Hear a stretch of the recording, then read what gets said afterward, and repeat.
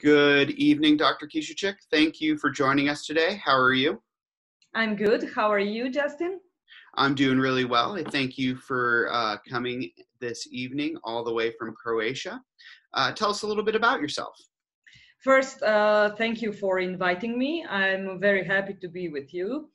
As you said, I'm Gabriela Kisichik. I'm an assistant professor at the University of Zagreb, that's in Croatia. I work at the Faculty of Humanities and Social Sciences at the Department of Phonetics. And what's perhaps a little bit weird, or I would say interesting, that in the Department of Phonetics, we teach rhetoric as a graduate program. So I teach for graduate students at rhetoric students, and I teach argumentation and history of rhetoric and nonverbal communication, communication for teachers, and all sorts of courses which are related in some way with public speaking, with rhetoric and argumentation.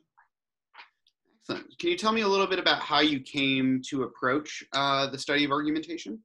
Well, that's also interesting. As a student, I was, as I said, studying phonetics, and under the professor emeritus Ivo Škarić. I don't think that larger audience ever heard of him because he published mostly in Croatian, so he wasn't, I would say, internationally recognized.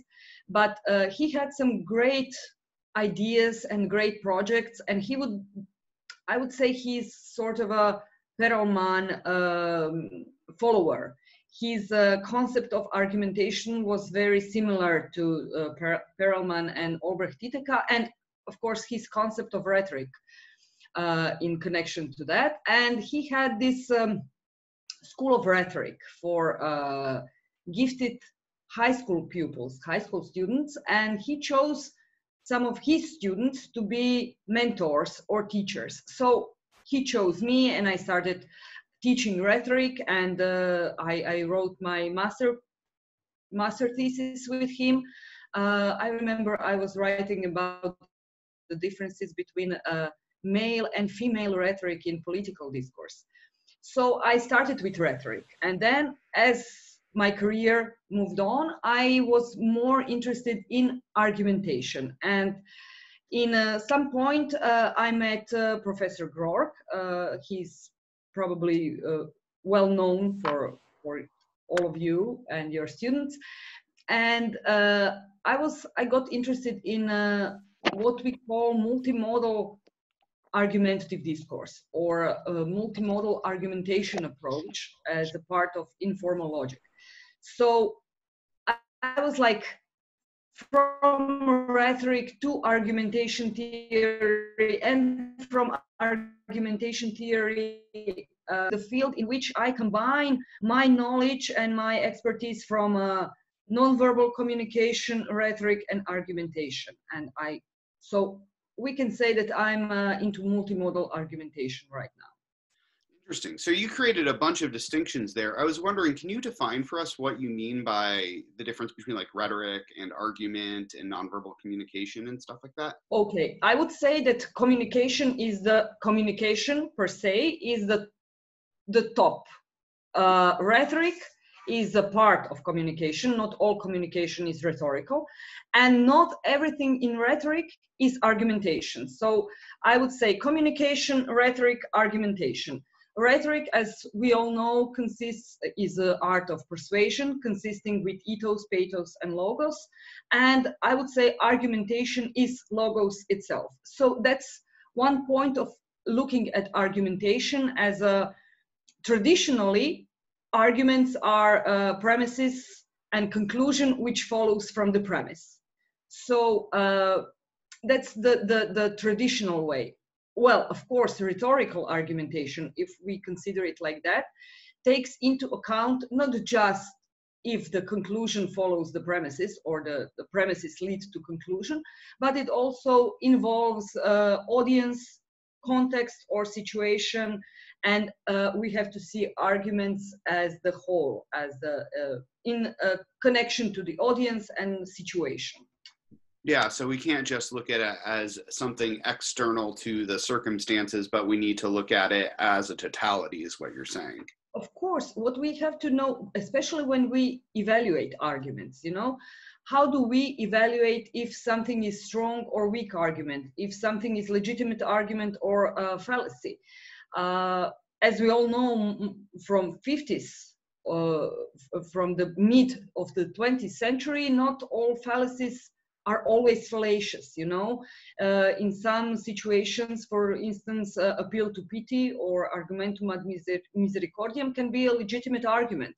So when we evaluate arguments, we have to take into account when this argument was said, when it was used, what audience, and we have to take all that into account when evaluating if something is fallacious or legitimate.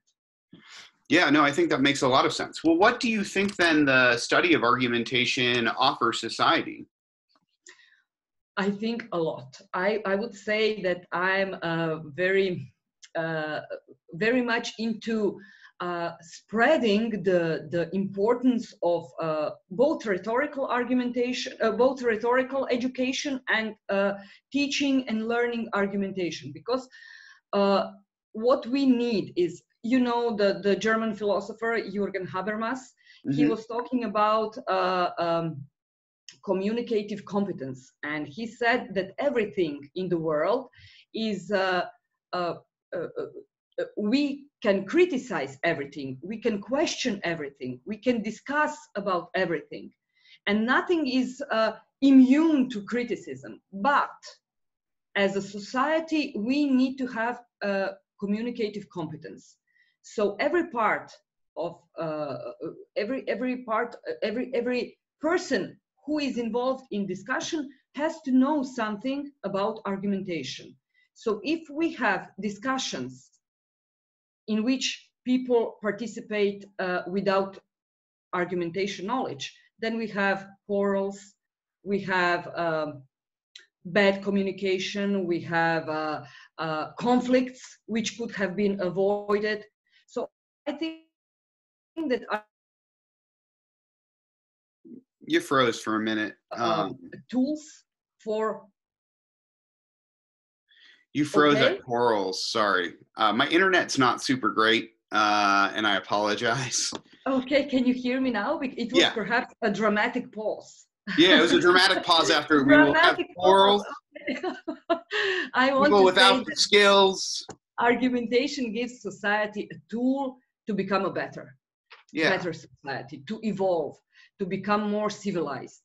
So we have to evolve, and we have to have better discussions. We are all witnesses of in the States, but in Europe also, many discussions which are not constructive, which do not solve problems, because people who participate in these discussions are argumentation-wise clueless.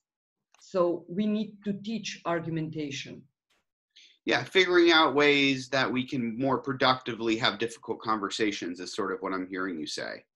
Yes, and to resolve conflicts and to resolve all sorts of issues, because it is normal for people in a public discourse to have different opinions and different attitudes and different view of the world.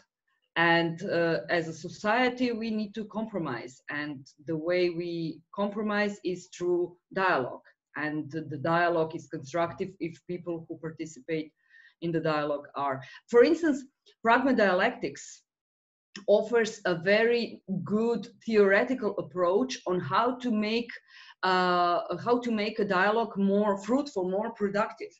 And as you know probably about pragma dialectics, they have a lot of critics, and people disagree with the rules that Van Emmeren and Grutendorst wrote, and they say, well, people are people, and they cannot argue following the rules, because we are all from flesh and blood, and we are people who have egos and something like that. But I think that, for instance, pragma dialectics is the approach to argumentation which has very good educational perspective.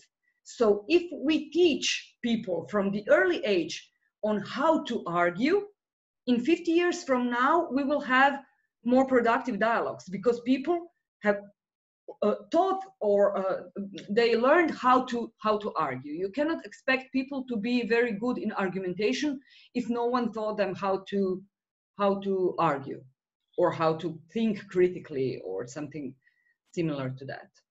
I know that you have a long tradition in critical thinking and critical thinking movement, and I think that, if I may say so, that was not part of your question, but I would like to say to your students in America that I think that you have an excellent educational system.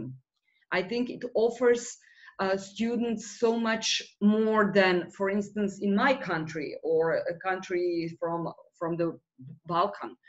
But what the problem in America is that your education is not approachable to wider audience, because it's expensive.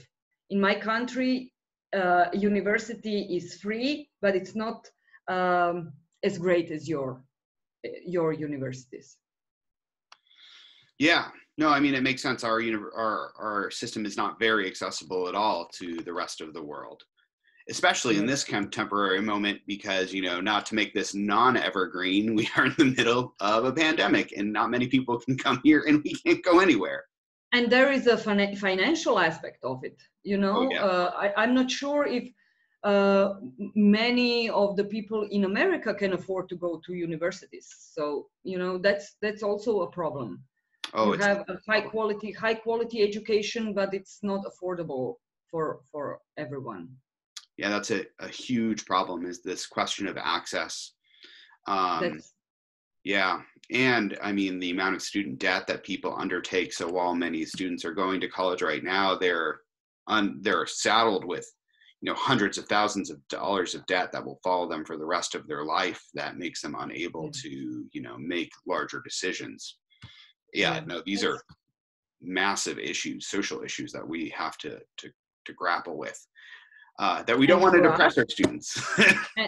and for us, you have affordable and approachable and accessible universities, but we still don't have courses on critical thinking. Yeah.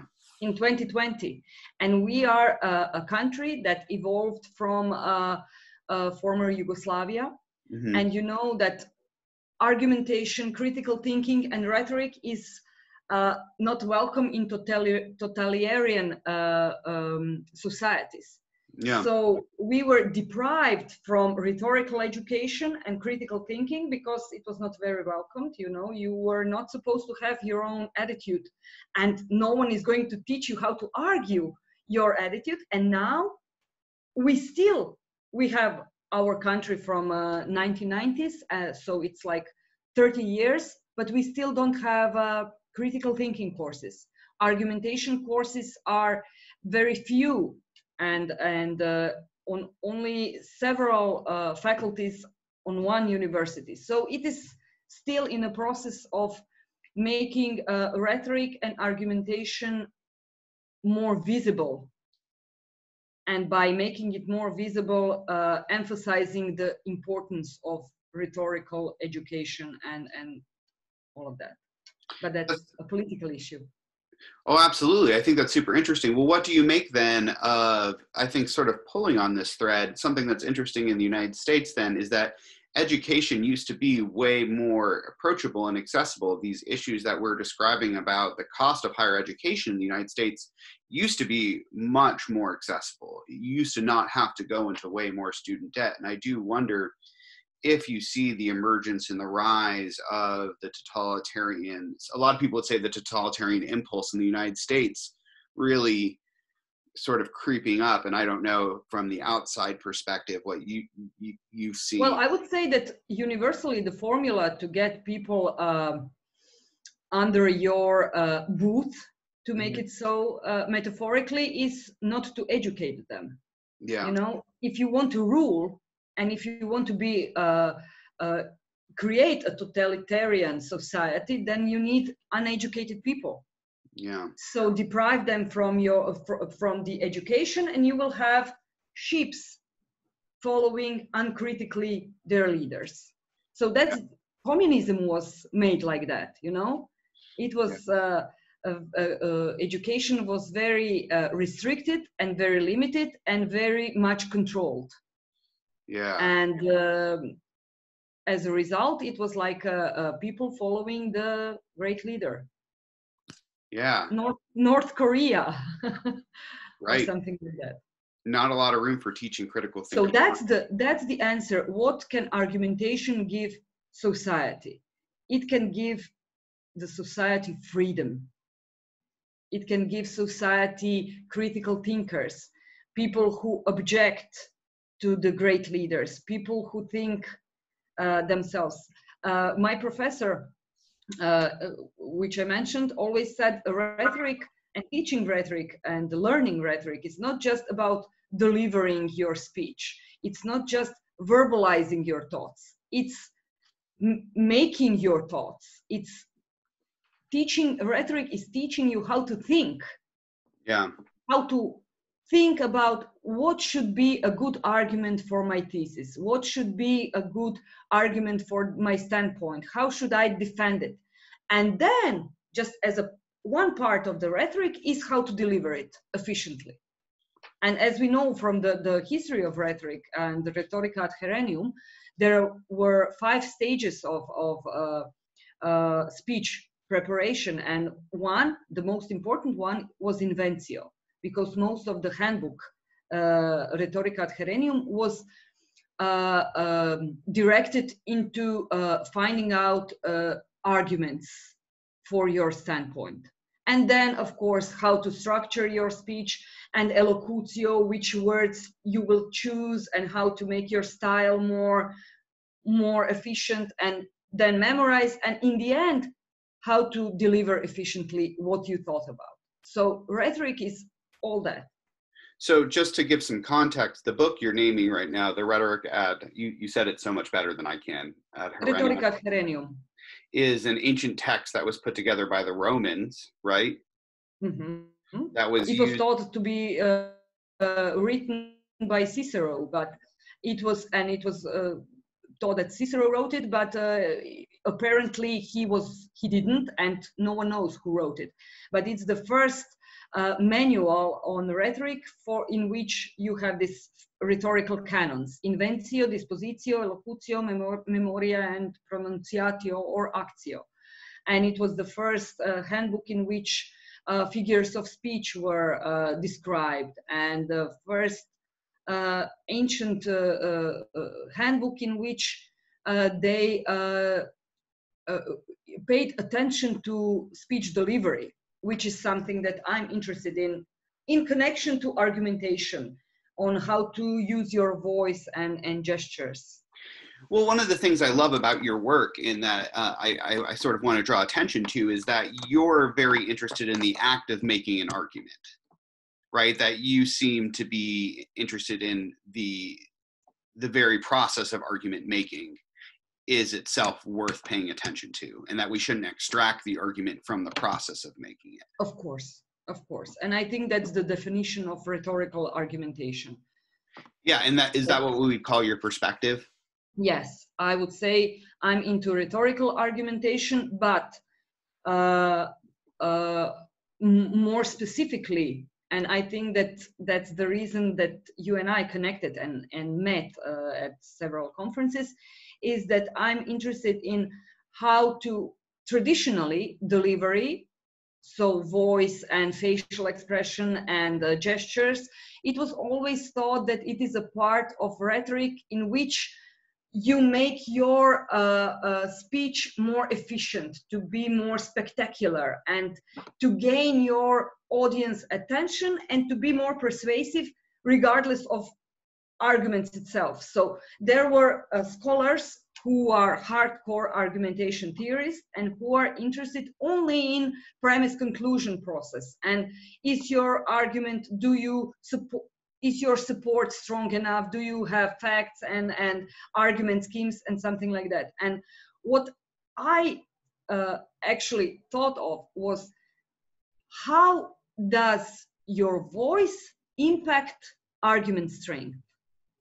So I'm into the prosodic features of argument, but not on that delivery side, you know, not just how to be more efficient speaker, you know, to speak in baritone like Obama and to use your gestures and something like that, but does your voice and all the other prosodic features impact the strength of your argument? Well, can you define prosodic for us? Well, prosodic features are everything that sort of accompanies verbal part of the message. So it's the tone, it's the pitch. Do I speak with a lower voice, or am I speaking like that? Is my voice quality, is my voice very pleasant, or is it nasal, or do I speak like that? My accent. So am I speaking in RP British accent and or French accent or Southern American accent or Russian English like I'm speaking, or in the specific language like in Croatian, which accent am I using? So tempo, loudness or intensity of the speech, pauses, so something like dramatic pauses, intonation, and all of that is something that accompanies verbal part of the message. And my main idea is that the argument strength is going to be perceived differently in correlation of prosodic features. So the same message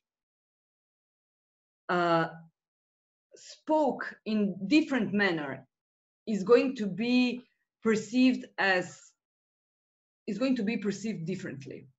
You know, I'm not going to, for instance, take commercials, television commercials. You know, when you have a voiceover who speaks in a certain manner. So if you have a commercial, for instance, Viagra, just go on YouTube and find commercials for Viagra, and you will see a specific voice type as a narrator.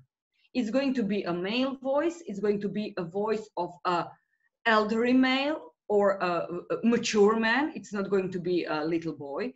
It's going to be a specific intonation, and you hear experience in a voice. And it's more persuasive when you hear a man like that speaking than, for instance, a man with a nasal voice or high-pitched voice or something who doesn't sound as manly as this one. So please, I will not show you now, but you will find several Viagra commercials, and you will find this voice type very specific. How do you think that works as an inference?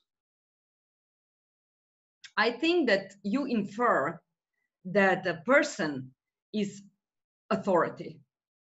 So that's something that is, in my opinion, here important. If I sell you something and if I am telling you verbally, trust me, this works, then I am or example or authority, but I have to sound like that. So prosodic features are actually connected to authority or example.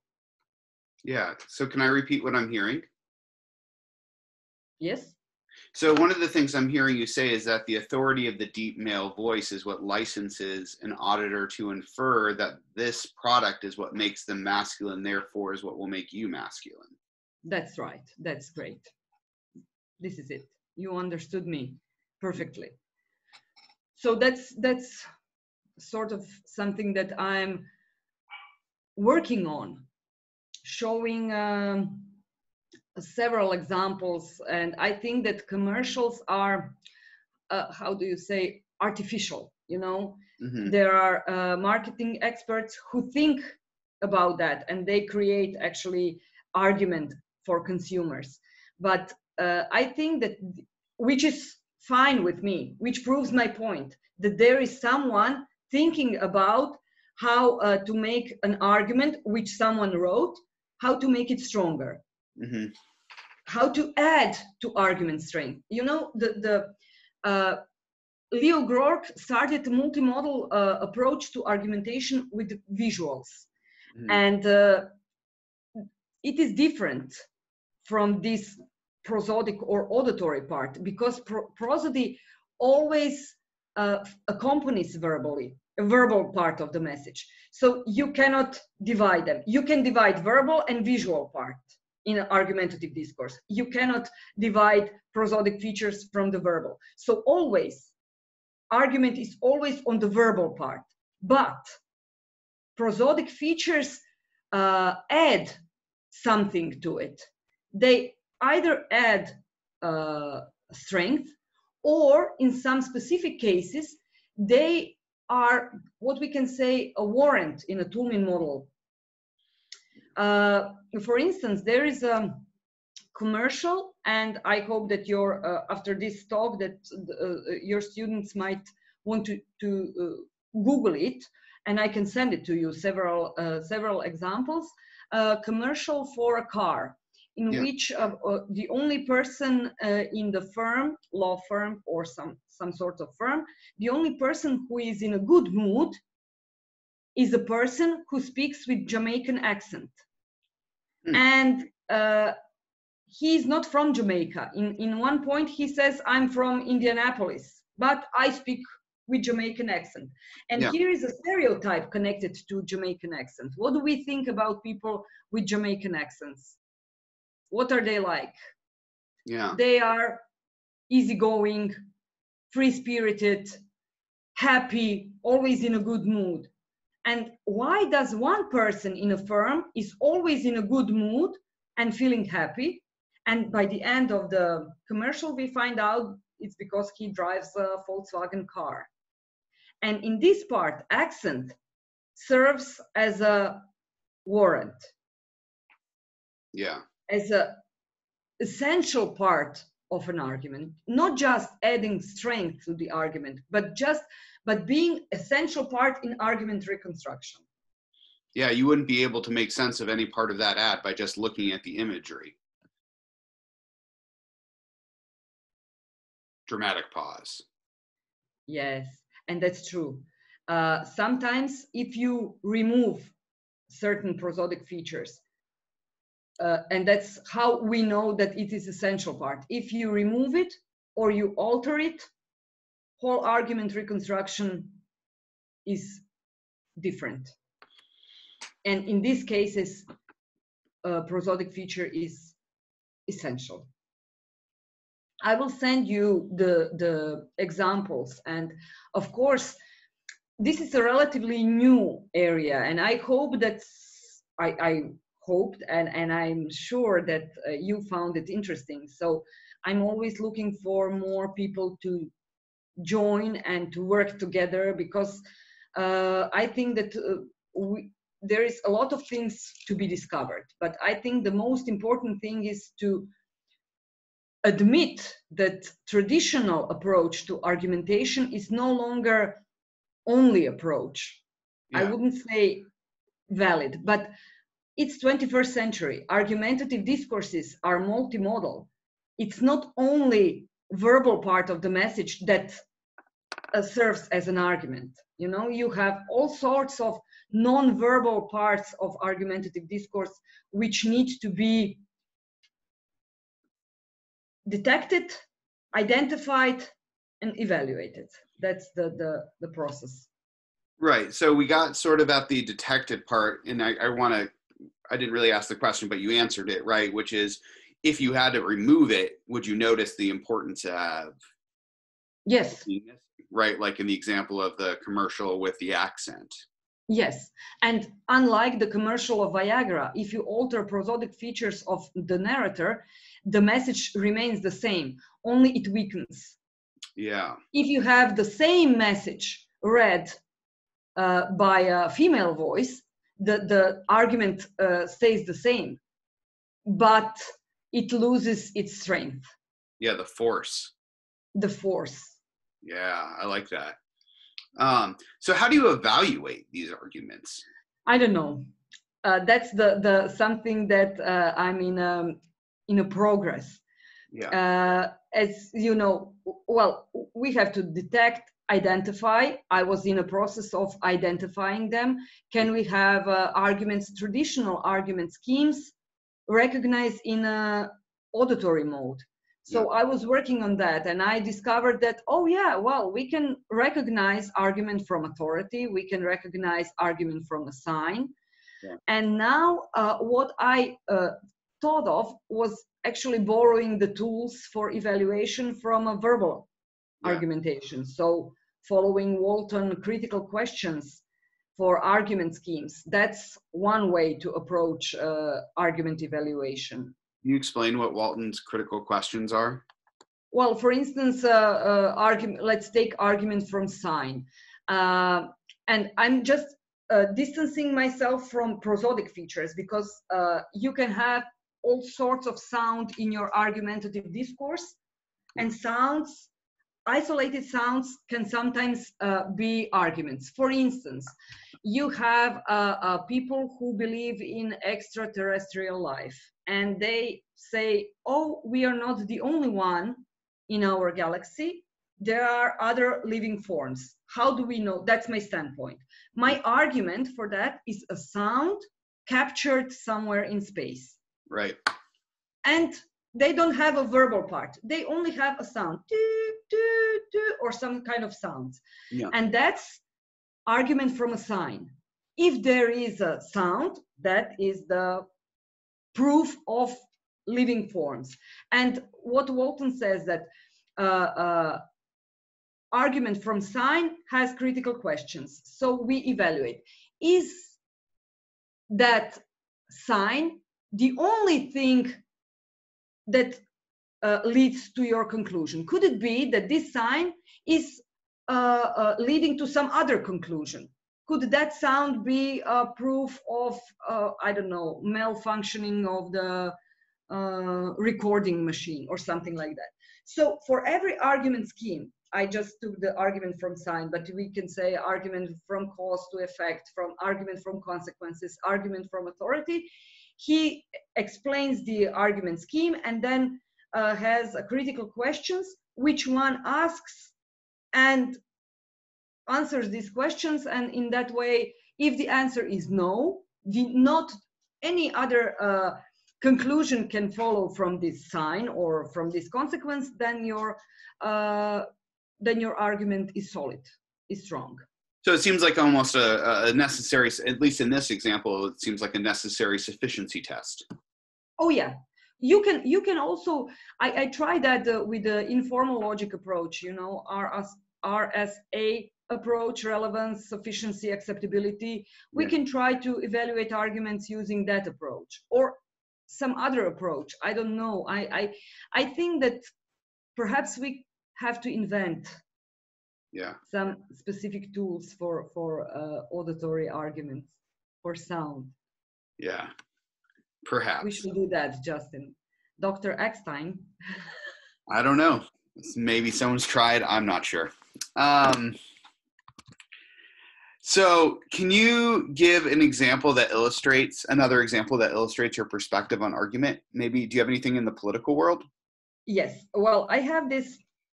I worked with Paul van den Hoven. He's a professor from Utrecht University, and we wrote a paper together on a very interesting example.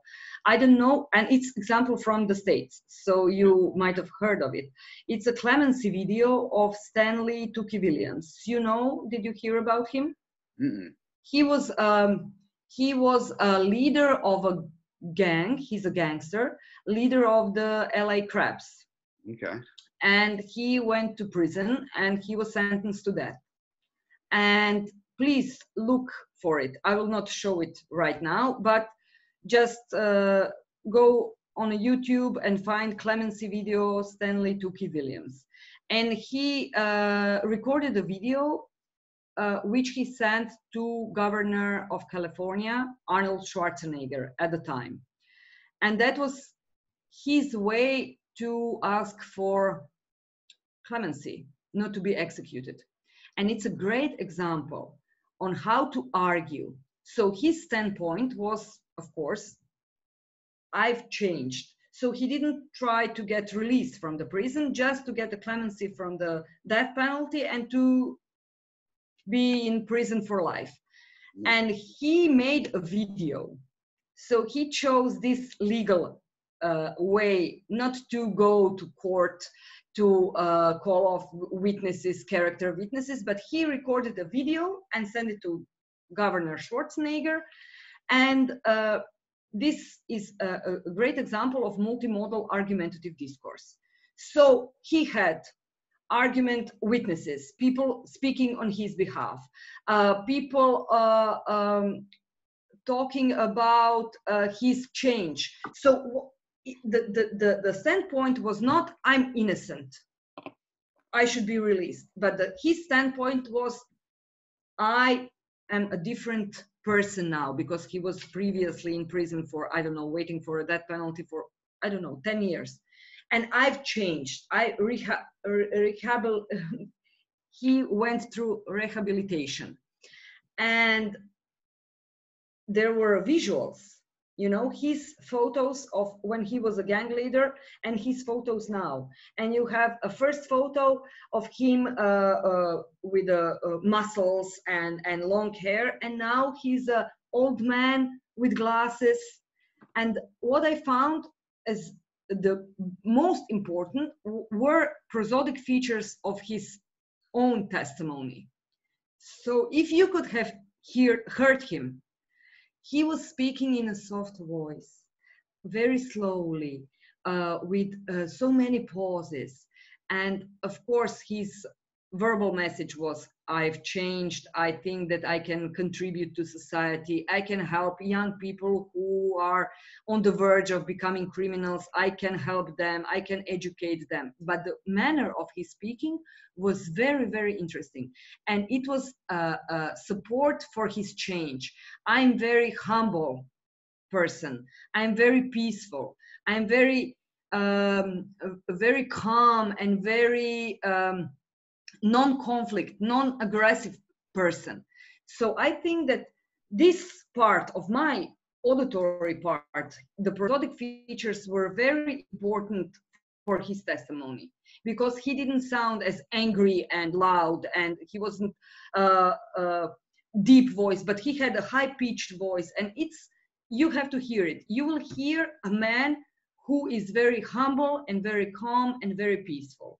And based on that, one might conclude, oh, this is a changed person. So it seems like it's all about drawing these sites of contrast, these multimodal sites of contrast. Yes, yes, yes. So he was like doing his best to prove how much he changed. And that he's not the person. So again, he was not claiming that he didn't commit all these criminal deeds that he was sentenced for, but he claimed that he's a different person. He's not that person who was convicted anymore. During this period of 10 years, I've changed. And you can see the visual change, you can hear the auditory change, and you can have demonstration of his good deeds, and you have people around him claiming that he changed.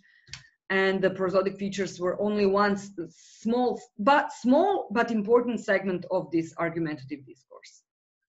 Wow, that's a great example. That's a great example. Please look for it. Unfortunately, he didn't make it. The argument was not persuasive. Yes. He got a death penalty. So he's, but it was, anyway, it was a very good example for the analysis. Yeah. Perhaps your students might look at it and then discuss what else could he have done to make a argument better, to convince governor to spare his life. Yeah. not every rhetorical argument is effective with that audience, but perhaps other audiences in the future.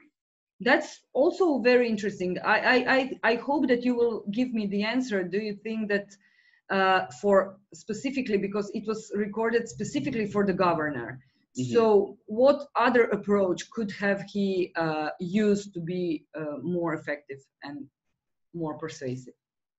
One of the critical criterias for evaluating sound in rhetoric is this idea of resonance, and embedded in the idea of resonance is a new idea of temporality, in the idea that the effect might not be immediately posited, which is something I've been playing around with or thinking about future audiences.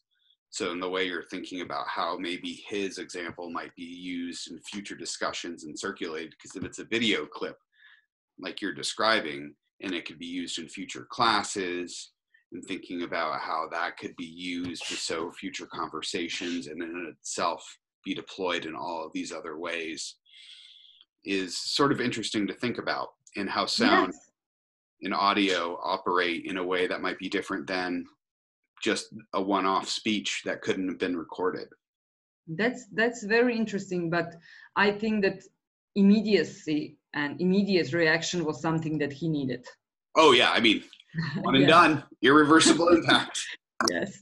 Yeah. Unfortunately, so that's also very interesting to see whether you need this immediate reaction, or you can just be very free of creating some sound for as a part of argumentative discourse, and not be worried with immediate reaction, but just leave it for other audience or other time.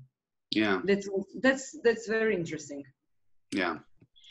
Well, do you have any closing advice for the audience today? I am looking for suggestions. I'm looking for help, because I think that this is the relatively new field that both of us are in, and not many scholars in argumentation are interested in sound as a part of argumentative discourse. So my question or suggestion for audience is just think about it, and next time you hear a commercial or you see a video with some sort of a message or a promotion video, listen carefully and see which parts of sound or prosodic features might be contributing to the argument strength. And of course, keep in touch if you have any great suggestions or questions or comments. Feel free to write to me. Awesome. Thank you so much for your time today. Thank you, Justin, and thank you for inviting me. And I hope that this will be as interesting as for your students as it is for us, the two of us. Yeah, me as well. Thank you. Cheers. Thank you. Cheers. Bye-bye.